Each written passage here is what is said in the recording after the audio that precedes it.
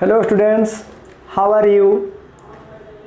मैं Pintu sir, English faculty, आप सभी बच्चों का success academy official YouTube channel पर हार्दिक स्वागत करता हूं। जैसा कि आप सभी बच्चे जो 10th इस बार पास किए हैं, अच्छे स्कोर से पास किए हैं, उन सबको सबसे पहले मेरी तरफ से well wishes and many many congratulations, because your board exam 10th exam is the first step of your career, first step your success. यहाँ से आपका करियर ब्राइट होने वाला है। आप इंटर जाएंगे, इंटर में किसी का साइंस, किसी का आर्ट्स, किसी का कॉमर्स होगा, तरह तरह के फैकल्टी मिलेंगे, तरह तरह का आपका स्ट्रीम हो जाएगा।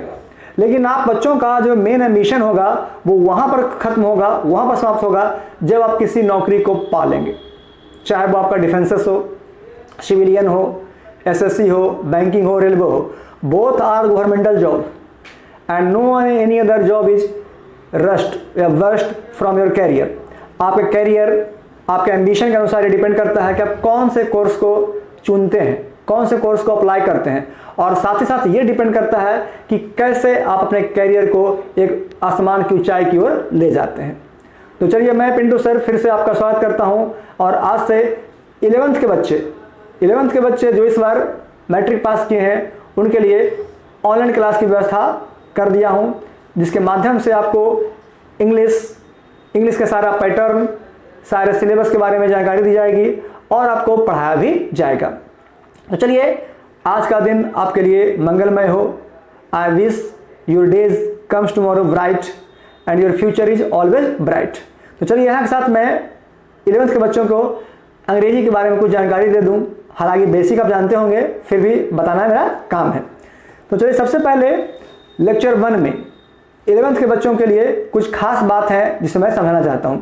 क्योंकि किसी भी काम को करने से पहले, ठीक है ना, किसी भी काम को करने से पहले अगर आप उसके सारे एस्टिमेशन को, सारे प्रोजेक्ट को, सारे ग्राफ को समझ लेते हैं तो वो काम आपको आसान होता है। जैसे एक होता है ना कि कोई घर बनाना होता है तो पहले घर का एस्टिमेट पूरा करते हैं कि भाई घर में कितना खर्च आएगा, किस तरह का पिलर लगेगा। सेम वही प्रोसेस मैं आपको यहाँ पर समझा रहा हूँ। तो चलिए, यहां से मैं अपना शुरू करता हूं लेक्चर 1। हमारे वीडियो के लास्ट तक आप बने रहें, ठीक ना, हमारे वीडियो के इस लास्ट तक बने रहें, ताकि इस वीडियो में जो दिखाने वाला हूं, आपको समझाने वाला हूं, कुछ इंटरेस्टिंग बातें, कुछ इंटरेस्टिंग चीज वो आपको समझ में आ जाए। क्योंकि आपका जो कैरियर है एक सीनियर स्टूडेंट के रूप में पहला बार आने वाला है। तो आप सीनियर स्टूडेंट हो चुके हैं, तो अपने सीनियरिटी को प्रायोरिटी दें और अपने सीनियरिटी के साथ अपने पढ़ाई को आगे की ओर बढ़ाएं। मेरी यही कामना रहेगी कि इस वीडियो को लास्ट तक देखें और इससे कुछ सीखने को मिलेगा आपको। चलिए, लेक्चर 1 में आपका दिया गया है, सबसे पहले यहाँ देख रहे होंगे सिलेबस 11th प्लस 12th। यहाँ मैं आपको फुल सिलेबस बता रहा हूँ बच्चों की। आपको पता होना चाहिए कि आपका इंटर क्लास होता है वो 2 साल का होता है। ये आपका 10th या 9th नहीं है कि भाई 1 साल पढ़ लिए, एग्जाम दे लिए, final complete. Inter is related with 2 years courses. It is known as first year 11th and second year 12th। आपको 2 साल का जो कोर्सेस है, फुल कोर्सेस, वो सब मिला करके आपको बोर्ड एग्जाम में पूछा जाएगा। एक जानकारी मैं आप दे दूं कि फिलहाल आपने 2020 में मैट्रिक पास किया, तो 2 साल के सेशन के अनुसार आपका जो सेशन होगा वो 2020 से लेकर के 2022 तक होगा। यानी 2022 के फरवरी में आपका फाइनल इंटर का एग्जाम होगा। तो 2020 से 2022 तक के सारे ड्यूरेशन में, जो ये टाइम ड्यूरेशन है, उस ड्यूरेशन में आपको इंटर का सारा कोर्स पूरा करना होगा। आप साइंस लेते हो, आर्ट्स लेते हो, कॉमर्स लेते हो, ऑल आर सेम। अपने अपने एबिलिटी के अनुसार, अपने अपने कैरियर के अनुसार आप चुन सकते हैं कि मुझे साइंस लेना है, कि आर्ट्स लेना है, कि कॉमर्स लेना है। But in both 3 conditions, in all 3 conditions, English and Hindi are same. आप साइंस लो, आर्ट्स लो या कॉमर्स लो, साइंस में मैथ्स पढ़ो या बायो पढ़ो, कोई भी विषय पढ़ो, आपका तीनों स्ट्रीम में 100 नंबर हिंदी और 100 नंबर इंग्लिश कंपलसरी है।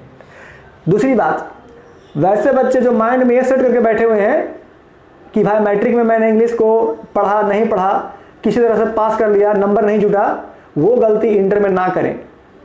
इंटर में इंग्लिश कंपलसरी है, पढ़ना होता है, एग्जाम देना होता है और पास भी करना होता है। ओके, इस बात को ध्यान देंगे कि ये मैट्रिक नहीं बल्कि इंटर है, चाहे वो आर्ट्स हो, कॉमर्स हो या साइंस हो, तीनों में आपका कंपलसरी होगा, तीनों में पढ़ना होगा, पास भी करना होगा। और एक अच्छा स्कोर के लिए आपको सिस्टमेटिकली पढ़ना होगा, ताकि धीरे धीरे आप पढ़ें और उसको अच्छी तरह से समझें। ना सिर्फ 10th बल्कि 11th-12th के अलावे आप कंपटीशन बेसिस में मैं आपको बताऊंगा। जो पैटर्न, जो टॉपिक्स आपका यहाँ पर आ जाएगा कि भाई कंपटीशन का है, मैं आपको शो कर दूंगा कि this is the competition level topics. Okay. दूसरी बात कि वैसे बच्चे या बच्चियाँ, मतलब वैसे स्टूडेंट्स जिसका अगला सपना है डिफेंस। आजकल बहुत से बच्चे, खास करके लड़कियां भी, पहले डिफेंस नहीं जाती थी, लेकिन अब घर से परमिशन मिल गया डिफेंस में जाने का, as like Indian air force, Indian navy और इंडियन आर्मी। कुछ ऊंचा सोचते हैं आप तो आपके पास एनडीए, नेशनल डिफेंस एकेडमी, जो कि आपको बेहतर विकल्प देता है, एक अच्छा सेना बनने का ऑफिसर देता है। तो यहाँ से आप डिफेंस में जाएं या एसएससी में जाएं, किसी भी रैंक में जाएं, किसी भी डिपार्टमेंट में जाएं, आपको इंग्लिश से रूबरू होना ही होगा। इसलिए माइंड से सबसे पहले आप ये निकालें कि भाई मैट्रिक में मैंने नहीं पढ़ा, चलो कोई दिक्कत नहीं, बोर्ड अलाउ नहीं करती है 10वां तक पढ़ने का, नहीं पढ़े, लेकिन इंटर में तो अलाउ करती है, इंटर में कंपलसरी है, तो कम से कम इंटर में आप मेहनत करें, उसे समझें, ताकि आपको इंटर के साथ साथ आपका कंपटीशन जो है, आपका बेस है, वो अभी से मजबूत हो सके, ताकि इंटर में जाके आप पास करें। और जैसे ही पास करें तो आफ्टर 18 ईयर्स आप किसी भी गवर्नमेंटल जॉब की तैयारी में लग सकें। तो हर टीचर का एक सपना होता है, मेरा भी एक सपना है, आप बच्चों से एक रिलेशन है, आप बच्चों से एक एम्बिशन है, एक एक्सपेक्टेशन बना के रखा हूं कि आप भी कहीं जॉब करें, चाहे वो डिफेंस में हो या फिर सिविलियन हो, जिस डिपार्टमेंट आपको अच्छा लगे आप जॉब करें, तो मुझे बहुत खुशी होगी। तो चलिए इसी खुशी के साथ मैं अपनी खुशी आपके साथ बांटता हूं और ये कहता हूं कि इंग्लिश पर थोड़ा ध्यान दें, और आज का जो सिलेबस में मैं बताता हूं, क्योंकि डिफेंस में बच्चों को जाने के लिए मैट्रिक का इंग्लिश जरूरी होता है। तो बहुत से बच्चे मैट्रिक में इंग्लिश में ध्यान नहीं दिए होंगे, बहुत से बच्चों का अच्छा नंबर आया होगा। तो मैं बता दूं कि वैसे बच्चे जिसका स्कोर इंग्लिश में अच्छा है मैट्रिक में, वो चाहे तो एयरफोर्स का group x by, Indian navy का MMR और AR, ये सब अप्लाई कर सकते हैं। तो चलिए वैसे बच्चे निराश ना हो जिसने मैट्रिक में इंग्लिश में कुछ नहीं कर पाया। मैं विश्वास दिलाता हूं कि आप मेरे चैनल के साथ बने रहें, मुझे लाइक करें, शेयर करें, मेरे चैनल को सब्सक्राइब करें, ताकि आपके साथ साथ आपके दोस्त भी इस पढ़ाई को पढ़ सके। और मैं विश्वास दिलाता हूं कि आपको मैट्रिक में तो कुछ नहीं हो पाया, लेकिन इंटर में इंग्लिश में आपको मैं इतनी जानकारी दे दूंगा कि आप इंटर के एग्जाम में, बोर्ड एग्जाम में अच्छा स्कोर ला सकेंगे, ताकि वैसे बच्चे जिसका सपना अभी भी डिफेंस में जाने का है, वो सपने को पूरा कर सकेंगे। तो बने रहिए मेरे साथ। मैं पिंटू कुमार, मैं पिंटू सर, आप सभी को एक अच्छी नॉलेज की ओर ले चलता हूं। तो चलिए सबसे पहले मैं यहाँ पर लेक्चर 1 में बताता हूं कि सिलेबस। तो ये जो आपका सिलेबस दिया गया है वो 11th और 12th दोनों का दिया गया है। हालांकि 11th में कुछ चैप्टर अलग है, उसको अलग पढ़ाया जाएगा, और 12th का चैप्टर वो अलग पढ़ाया जाएगा। लेकिन यहाँ पर मैं आपको फुल सिलेबस की जानकारी पहले दे देता हूँ, उसके बाद मैं पार्ट लिस्ट में क्या करूँगा कि 11th का अलग और 12th का अलग बता दूंगा। पढ़ना आपको 11th वाइज है और 12th वाइज अगले साल पढ़ना है, लेकिन फुल सिलेबस की जानकारी लेना जरूरी है। तो चलिए सिलेबस के अनुसार देखा जाए तो आपका जो इंग्लिश हो गया, ठीक ना, इंग्लिश जो है वो आपका कंपलसरी सब्जेक्ट है। आपका इंग्लिश हो गया कितने मार्क्स का? 100 मार्क्स का। हालांकि वैसे बच्चे जो दिमाग में रखे हुए हैं कि इंग्लिश होता है 150 मार्क्स का, वो सिलेबस अब चेंज हो चुका है। वो लास्ट ईयर पिछले साल तक था ऐसा, लेकिन अब वो चेंज हो चुका है। अब आप इंटर के न्यू सेशन में आ चुके हैं, तो आपका जो सिलेबस होगा इंग्लिश का वो 100 मार्क्स का ही होगा, 100 मार्क्स, ना कि 150। इसे दिमाग से निकाल दें कि 150 होगा, क्योंकि जो 50 मार्क्स था वो बाय बोर्ड हटा दिया गया है। तो आपको 100 नंबर पढ़ना होगा इंग्लिश, 100 नंबर पढ़ना होगा हिंदी, बाकी जो विषय चुनिएगा आपका 100 नंबर का हो जाएगा। तो आपका जो 100 नंबर इंग्लिश है उसमें बांटा गया है अलग अलग पार्ट में। जो आपका पहला पार्ट होगा वो ग्रामर होगा, और दूसरा जो पार्ट होगा बुक होगा। Both 2 years, first year and second year, दोनों साल में इंग्लिश में आपको 2 पार्ट पढ़ाए जाएंगे जो कंबाइन रहेगा। फर्स्ट ईयर आपका ग्रामर भी होगा, बुक भी होगा, जो आपका 11th कहलाएगा। सेकेंड ईयर उसमें भी आपका ग्रामर का कुछ चैप्टर होगा और बुक्स का कुछ चैप्टर होगा, जो आपका 12th कहलाएगा। यानी 11th और 12th पूरे 2 साल के कोर्स में, 2 साल के सिलेबस में आपको 100 मार्क्स का इंग्लिश कंप्लीट करना होता है। समझ रहे ना कि 100 नंबर का जो आपका इंग्लिश है वो ग्रामर और बुक दोनों के साथ है। इट मीन्स कि ग्रामर विथ लिटरेचर। तो ग्रामर क्या है, उसे कौन सा चैप्टर पढ़ना है वो मैं समझाऊंगा। बुक्स में क्या क्या पढ़ना है, कैसे से पढ़ना है वो समझाऊंगा। तो पहले हम चलते हैं, यहाँ पर आपको दिया गया बुक्स एनालिसिस। इसका मतलब होता है कि बुक में आपका कौन कौन सा कंटेंट दिया गया है, क्या क्या चीज पढ़ना है, कितना चैप्टर्स पढ़ना है, कौन कौन सी किताब पढ़ना है। तो चलिए बुक्स की जानकारी मैं आपको देता हूँ। यहाँ आप देख रहे हैं कि पार्ट 1। तो चलिए आप चलिए बैक पेज में मैं आपको थोड़ा समझा दूँ फिर से एक बार। अगर आप बात करते हैं इंग्लिश का, तो इंग्लिश में आपके जो पार्ट होते हैं वो 2 पार्ट में बढ़ जाते हैं। एक आपका हो गया पार्ट 1 और दूसरा हो गया पार्ट 2। पार्ट 1 की बात करते हैं तो ये आपका आता है बुक, जो कि यहाँ पर शो कर रहा है बुक्स एनालिसिस, कौन कौन सी किताब पढ़ना है और कितना पढ़ना है। जो आपका दूसरा पार्ट है वो आपका हो जाता है कौन सा पार्ट, दूसरा पार्ट आपका हो गया ग्रामर का। तो ग्रामर में कौन कौन से चैप्टर पढ़ने हैं। तो चलिए इंग्लिश को मैं 2 अलग अलग पार्ट में बांट दिए, पार्ट 1 और पार्ट 2। तो पार्ट 1 जो है वो क्या है, बुक्स एनालिसिस, यानी किताब की जानकारी लेना, इसको लिखा था लिटरेचर। चलिए यहाँ पर आ जाइए आप पार्ट 1, ठीक है, क्या देख रहे हैं पार्ट 1। पार्ट 1 में क्या आपका दिया गया है, बुक। ये जो बुक है आपका पूरे इंग्लिश का है, 2 साल का बुक है, ना कि 1 साल का, ठीक है, 2 ईयर सिलेबस। पहला जो आपका पार्ट हो गया रेनबो, जो कि आपके बुक का नाम है, ठीक है, रेनबो जो कि NCERT बुक है, जिसका पार्ट 2 लेना है। ये पार्ट 2 क्यों लेना है वो मैं समझा दूँ। रेनबो का 2 किताब आता है, पार्ट 1 और पार्ट 2। पार्ट 1 11th में पढ़ने का है, लेकिन पढ़ने का है, लेकिन समस्या ये है कि इस पार्ट 1 से सिर्फ कॉलेज का जो एग्जाम होता है ना, कॉलेज का सेंटर एग्जाम या टेस्ट, उसमें पूछा जाता है। रेनबो पार्ट 1 से एक क्वेश्चन भी आपके 12th के बोर्ड एग्जाम में नहीं पूछा जाता है।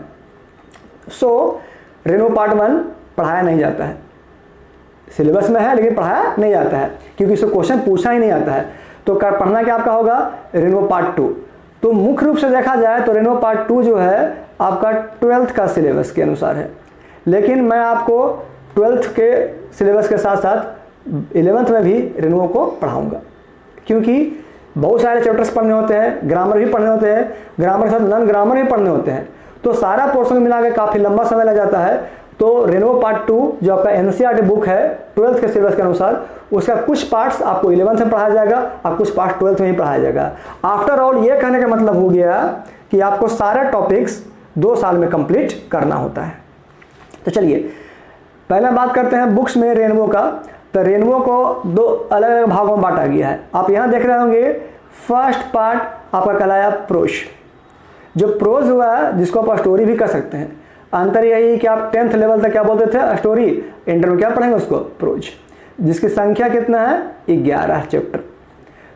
रेनबो का जो पार्ट 2 है, जो रेनबो का पार्ट 2 है वो क्या कहलाता है, पोएट्री, जिसको आप पोएम भी कर सकते हैं। इसकी संख्या कितनी है, 10 है।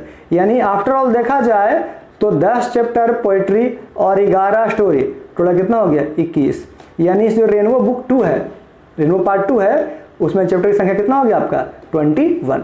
तो 21 को आपको 11th और 12th 2 साल मिला करके पढ़ना होता है, और यही काम मैं आपको करूंगा। चलिए अब आ जाइए बुक का दूसरा पार्ट। पार्ट 1 में ही बुक का दूसरा पार्ट जो दिया गया है स्टोरी ऑफ इंग्लिश, यानी 11th 12th मिला करके आपको लिटरेचर में 2 किताब पढ़ने होंगे। एक होगा रेनबो 2, रेनबो पार्ट 2 पढ़ना, और दूसरा क्या होगा स्टोरी ऑफ इंग्लिश।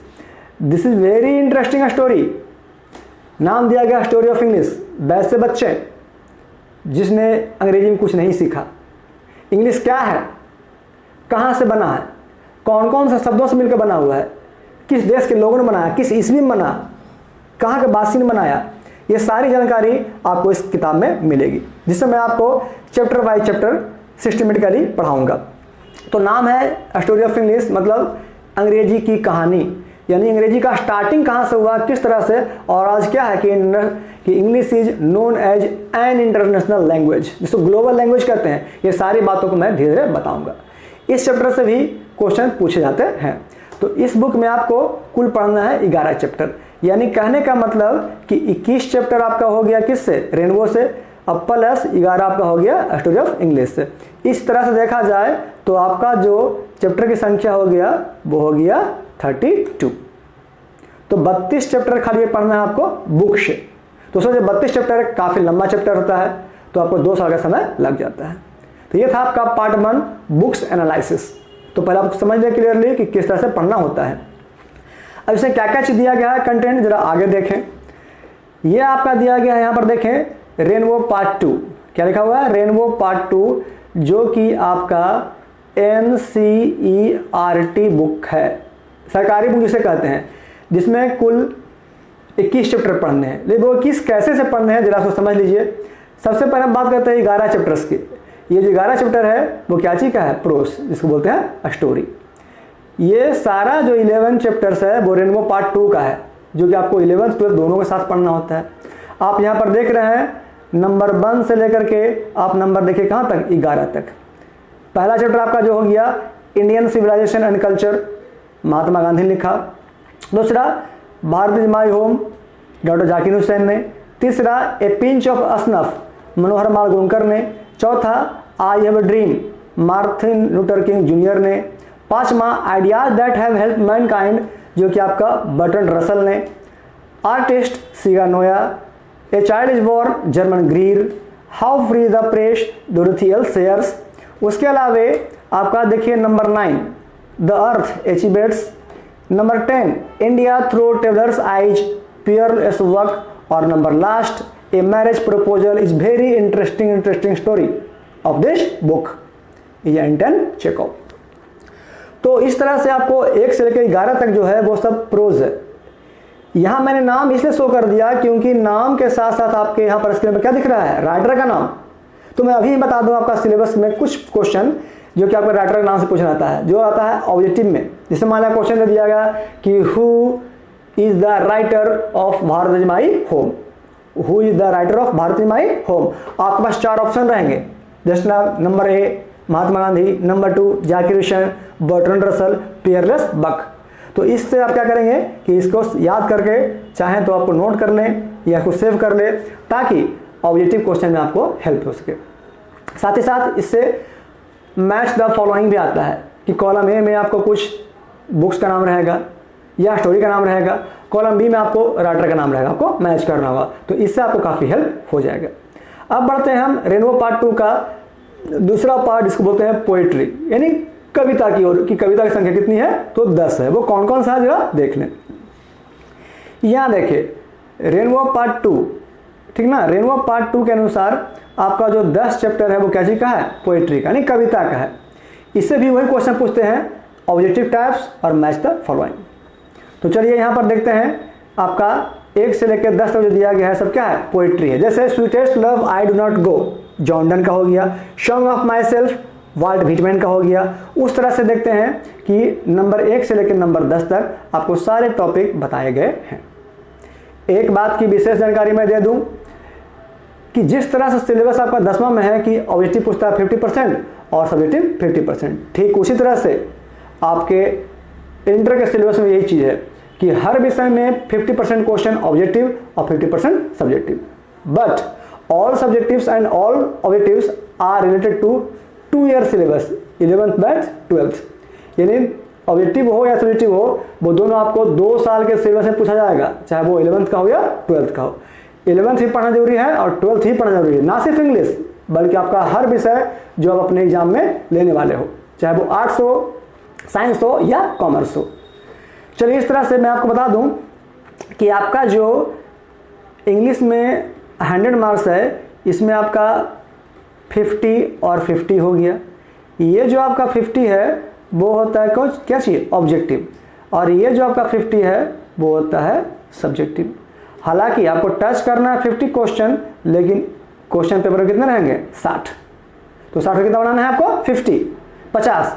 अब 50 को कैसे बांटा गया, तो ध्यान दें जरा। इस 50 ऑब्जेक्टिव को 30 और +20 ग्रुप में बांटा गया है, यानी 30 और 20 के रूप में। तो जान लीजिए कि 30 क्या है, 20 क्या है। तो ये 30 जो है आपका ग्रामर का पोर्शन रहेगा और ये जो आपका 20 है वो आपका बुक रहेगा। अभी मैंने बुक्स एनालिसिस की चर्चा किया कि रेनबो पार्ट 2, जिसमें 2 भाग, प्रोज और पोएट्री। बुक्स में एक बुक और है, स्टोरी ऑफ इंग्लिश, यानी पूरे पार्ट 2 बुक कौन कौन, स्टोरी ऑफ इंग्लिश और रेनो पार्ट 2, ये दोनों से मिला करके आपके जो ऑब्जेक्टिव क्वेश्चन होंगे वो कितने होंगे, 20 मार्क्स के होंगे, 20 इंटू 1 यानी एक एक नंबर के 20 क्वेश्चन। जबकि हम ग्रामर की बात करते हैं तो पूरा सिलेबस 2 साल का है, 11th और 12th मिला के जो ग्रामर चैप्टर्स पढ़ाए जाएंगे उस सारे चैप्टर से आपको जो ऑब्जेक्टिव रहेंगे वो कितने रहेंगे, 30। तो आपका 30 हो गया, आपका क्या, ग्रामर का ऑब्जेक्टिव 30 और बुक्स का ऑब्जेक्टिव 20। उसी तरह से आप आइए सब्जेक्टिव में भी आपका जो ग्रामर रहेगा वो 30 से आ जाएगा और 20 से आ जाएगा। यानी ये जो ग्रामर का जो सब्जेक्टिव है वो आपका क्या रहेगा, ग्रामर पोर्शन, और जो 20 है वो बुक पोर्शन। यानी आफ्टर ऑल एक होल सिलेबस, एक पूरे सिलेबस की बात करें तो चलिए इसको फिर समझ लीजिए दूसरे तरीके से कि अगर हम पूरा बात करते हैं 100 का तो 100 में लगभग 60 और 40, कभी कभार ये जो एवरेज है वो 55 या 45 भी होता है। यानी ये जो साइड देख रहे हैं आप, ये जो रहेगा 60 से 55 क्वेश्चंस वो आपका क्वेश्चन रहेगा ग्रामर पोर्शन का, और जो 40 या 45 नंबर जो क्वेश्चन रहेंगे वो आपके रहेंगे बुक्स। ये हुआ आपका सिलेबस एनालिसिस। तो बच्चों आप समझ रहे होंगे कि किस तरह से इसमें क्या पढ़ना होता है। तो ये सिर्फ आपका हुआ एक पार्ट, कौन सा पार्ट, बुक का। हालांकि यहाँ जो मैंने बताया सिलेबस, ये फुल सिलेबस हो गया 100 मार्क्स का, लेकिन यहाँ जो आपका स्क्रीन पर दिख रहा है ये सब चीज़ वो क्या है, आपका है बुक का पार्ट, रेनो पार्ट 2। आगे बढ़ते हैं, अब आता है बुक में दूसरा बुक जिसका नाम क्या है, अ स्टोरी ऑफ इंग्लिश, यानी अंग्रेजी की कहानी। अंग्रेजी कहानी में टोटल 11 चैप्टर्स पढ़ने होते हैं। उस 11 चैप्टर में कुछ ऐसे चैप्टर हैं जिसको सेपरेटली बाय बोर्ड 11th और 12th में 2 अलग अलग भागों में बांट दिया गया है। तो रेनबो की बात करते हैं तो रेनबो में क्या है, 21 चैप्टर है, जिसमें से स्टार्टिंग के कुछ चैप्टर्स स्टोरी और पोएम 11th में पढ़ाए जाएंगे, बाकी शेष का 12th में। लेकिन स्टोरी ऑफ इंग्लिश जो बुक है इसमें बाय बोर्ड ही सिलेबस को बांट दिया गया है कि जो शुरू का चैप्टर कुछ है, जो मिक्स चैप्टर है वो 11th का है, वो बाकी 12th का है। तो चलिए समझते हैं इसको। यहाँ पर देख रहे हैं कि टोटल आपका हो गया 11 चैप्टर, जिसको 2 अलग अलग भागों में बांटा गया है, जो आपके पास शो कर रहा है। ये जो आपका पोर्शन हो गया वो 11th में पढ़ना है, और बाकी जो बच गया वो 12th में पढ़ना है। यहाँ देखिए आप सीरियल नंबर देख रहे हैं कि पहले दिया गया हो 1, फिर 2, फिर 7, 8, 9। तो ऐसा ना समझिए वो रेगुलर है कि 1, 2, 3, 4, 5। कुछ चैप्टर मिक्स है जिसको पढ़ना है 11th में, कुछ पढ़ना है 12th में। तो चलिए चैप्टर नंबर 1, 2, 7, 8 और 9। Number 1, how English began, English down the edges, global English, future of English, story of English, poetry. ये 5 चैप्टर आपको पढ़ना है किस में, 11th में। और बाकी जो शेष के बच गए, नंबर 3, ठीक है ना, chapter number 3 old English, 4 middle English, 5 modern English, 6 English as a world language, काफ़ी इंपॉर्टेंट चैप्टर है। Number 10 story of English drama, इसमें ड्रामा कहाँ से बना, किसने बनाया, कैसे बना, how many types of drama, everything पढ़ना होता है। और number last story of the novel in English. यानी इस तरह से देखते हैं तो मेरा सारा पार्ट क्या है, 11th का अलग, 12th का अलग है। तो इसमें मैं पहले 11th पढ़ाऊंगा, फिर 12th पढ़ाऊंगा। ये आपका हो गया बुक्स एनालिसिस, जिसमें से आपका रेनबो और स्टोरी ऑफ इंग्लिश दोनों पढ़ना है। एक लास्ट टॉपिक आपका बच गया पार्ट 2, जो यहाँ पर दिया गया ग्रामर। तो पहले आप बुक्स एनालिसिस को घर पे कंप्लीट समझ लें। बाकी जो बच गया ग्रामर, तो ग्रामर में कौन कौन सा चैप्टर पढ़ने हैं जो आपका पार्ट 2 आता है, ठीक है। 11th 12th के सिलेबस के अनुसार ग्रामर में कौन कौन सा चैप्टर पढ़ने हैं, ये आपको ग्रामर के पोर्शन में आपको बताया जाएगा। उसके लिए आप 1 या 2 क्लास वेट करें, आपको जल्द ही चल रहा है। हालांकि जो 12th का बैच है उसमें चल रहा है बैच, उस बैच में चाहे तो 11th के बच्चे भी उस ग्रामर पोर्शन को पढ़ सकते हैं। बिकॉज कि मैं पहले बता दिया कि होल सिलेबस को 2 साल में पढ़ना होता है, 11th और 12th में। तो 11th के बच्चे जो मैंने अभी बताया बुक्स एनालिसिस, उसको घर पे आप समझें, चैप्टर पढ़ना है, चाहे तो अपने डायरी पे, नोटबुक पे सारे चैप्टर्स को नोट कर ले। हालांकि मैं बाद में इसका PDF फाइल आपको सेंड कर दूंगा, आपको शो कर दूंगा। लेकिन जो आपका पार्ट 2 है ग्रामर, तो ग्रामर जो है वो 11 12 दोनों मिलाकर पढ़ना होता है। तो 11th के बच्चे जिस बार मैट्रिक पास किए हैं वो नए हैं, तो चाहे तो ग्रामर पोर्शन का जानकारी मेरे इसी channel success academy official channel पे 12th वाले बैच से ले सकते हैं। जो आपका यूट्यूब पर जो प्लेलिस्ट रहेगा उस प्लेलिस्ट में आपको सेपरेटली 11th या 12th लिख करके आपको अलग अलग बांटा रहेगा, तो चाहें तो आप वहाँ से जानकारी ले सकते हैं। हालांकि इसी चैनल पर आपको ग्रामर की पढ़ाई होगी और बुक्स की पढ़ाई भी होगी। तो चलिए ग्रामर में क्या क्या चीज़ पढ़ना है उसके लिए हम आगे आपको जानकारी देते रहेंगे। तो इस तरह से मैं पिंटू सर, मेरे चैनल के साथ आप बने रहें। मेरे चैनल को लाइक करें, शेयर करें और सब्सक्राइब जरूर करें। सब्सक्राइब इसलिए करें ताकि जैसे मेरा अगला जो लेक्चर आने वाला है उसका नोटिफिकेशन आपको जल्द से जल्द मिल जाए।